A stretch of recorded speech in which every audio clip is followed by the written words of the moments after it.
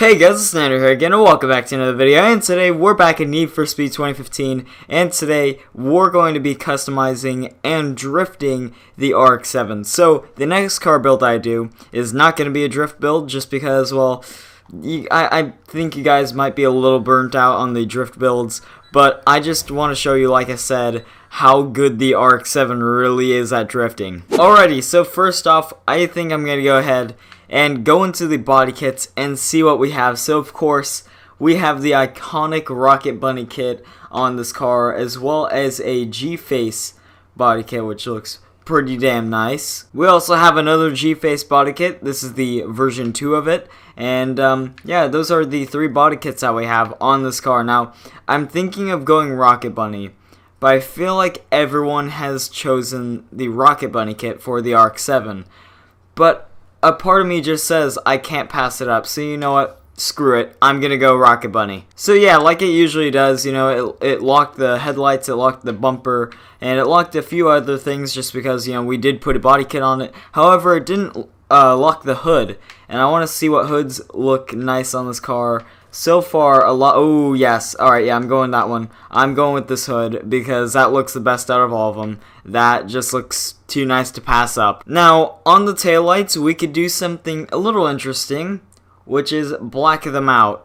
I'm not sure if I want to do this, but that looks really interesting. So I'm going to go ahead and black out the rear lights because that looks pretty cool. Yeah, I think I like my decision. That looks pretty nice. As we move on to the rim customization, don't get me wrong, I love the stock Mazda wheels on this car, but I can't pass up the opportunity to put some aftermarket rims on it, so that's what I'm gonna do. And I feel like just instantly, I found some really nice looking rims on this car, so I'm gonna go with these Rays 57D rims because those look quite nice on the RX-7. So I tried these rims black, I've tried them golds, but I don't think it beats just the regular stock color, so that's what I'm just gonna go with. I'm just gonna go with just the regular stock color. And now with the rim size, I'm only gonna do it up 1 just because, well, doing it another size up is a little bit overkill. Well, that's not necessarily that overkill, but I like that the best, so we're gonna go ahead and apply that to the front rims. And I think those rims really do look nice on this RX-7. And the second to last thing I'm gonna customize is a spoiler, and I don't mind the stock wing that comes with the RX-7. The lip spoiler is a little interesting. I'm not sure if I'm going to go with the lip spoiler, to be honest. There's a huge APR wing, which looks insane. Another one, and Jesus Christ, these wings are huge. Now, normally, I would say these wings are a little too big. However, this wing right here, it specializes for the RX-7 and the RX-8 chassis. And, I mean, you know what? Just because of that, and because of Big Wang Gang, I'm gonna go ahead and put that on. That just looks stupid big.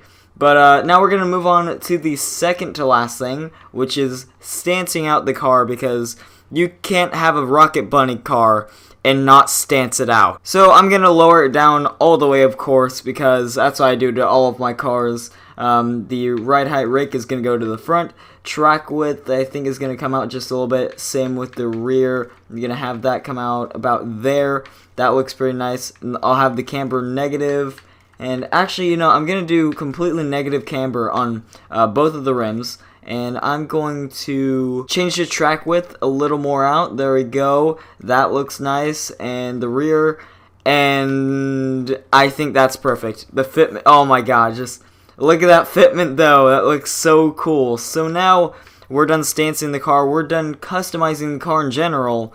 I think the last thing that we're going to do is, well, go ahead and tune it, of course, but also I want to throw some decals onto the car. Guys, I really can't help myself but to go with the Speed Hunter sticker on the hood. Sorry, I do it with almost every car that I have, but I just can't pass up not putting on a Speed Hunter sticker on the car. So there you go. I think that looks perfect on the front. There we go. So we're going to apply those changes. Holy shit, that looks cool. Once again, I couldn't help myself. I just had to put a Hoonigan sticker on the back. I'm sorry, but it's a drift car, so I'm going to have to put a Hoonigan sticker on the car. Yep, I'm definitely putting a Zilla sticker on just right there. There you go. That would be perfect. I'm just going to put my stickers down there. I think that's a perfect, yeah, I'll go one size up. There you go.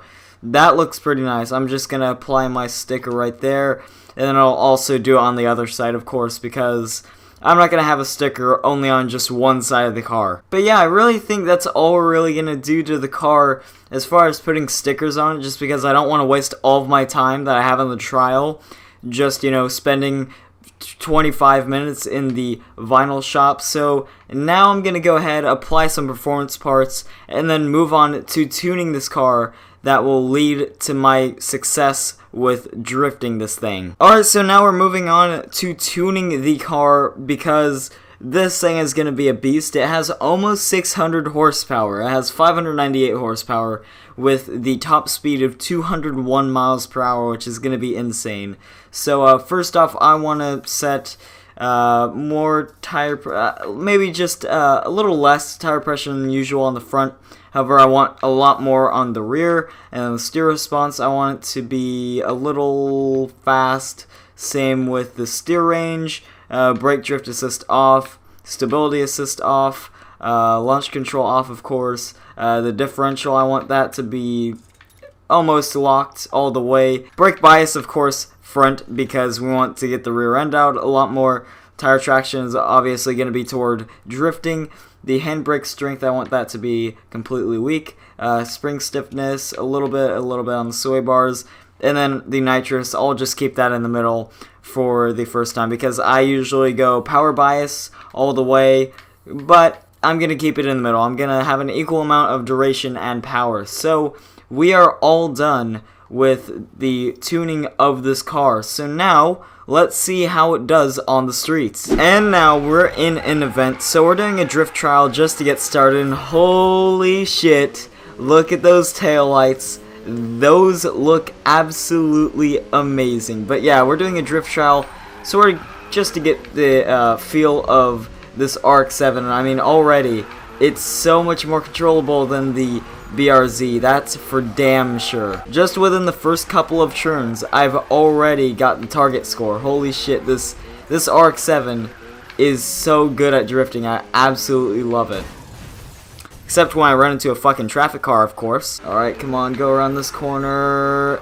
Yes! This RX-7 just loves maintaining its angle. Like, no matter what tune you throw on this car, as long as it's a drift tune, it's going to succeed because it's that good. So now, I guess I'll hop into like a toge event or a drift contest with some other AI or even probably some guy in the lobby. So yeah, I'll go ahead and jump into that event. And now we're in a toge event, so now this time we're doing moonlight and mountains. So basically what I have to do is get to the front of the pack and just drift like an insane person. But either way, I think the RX-7 is going to prevail as long as we don't run into a wall. But luckily, it banked my points right before I went into that wall. Alright, so now we're in second place as far as the, I guess, positions go in the race. But as far as the leaderboard, in terms of how many points we have, I'm first by almost double of what the person in second has. And I kind of had to rip the handbrake right there just a little more than the previous corners. But let's go into this corner real quick. I didn't get many points from that, but still going sideways. This is what I mean about the RX-7. It just wants to go sideways for days, and this is why I love it. It's such a great drift car. No matter what tune you put on this, it just wants to slide and slide and slide. Like, look at this. It's amazing. I just got another 35,000 points. I have 100,000 more points than the person in second place has. That is insane. Alright, and around here, that was a nice 13,000 more. Okay, we're going to have to transfer the weight to the other side. We couldn't do it just because we're kind of already at the start of the drift. But you know what? Nonetheless, this car is amazing, and I guarantee you, if I were to take this in that event that me, Cam, and CJ did yesterday, this would definitely beat the R32 and CJ's stupid supercharged Honda Civic Type R. But either way, we finish with a boatload of points right there, ending it off strong with 42,000 points. Oh my god, this RX-7 is an absolute drift machine. There we go, 265,420 points. That's crazy. So I think on that note, I'm going to end off the video. So next time I'm probably going to do a grip build just to show you guys, you know, what the grip handling looks like, just because I've been doing drift builds for the past, like, I think 3 uploads, or the last 3 car builds. So yeah, like the video if you guys did enjoy, and I will see you guys next time. Goodbye.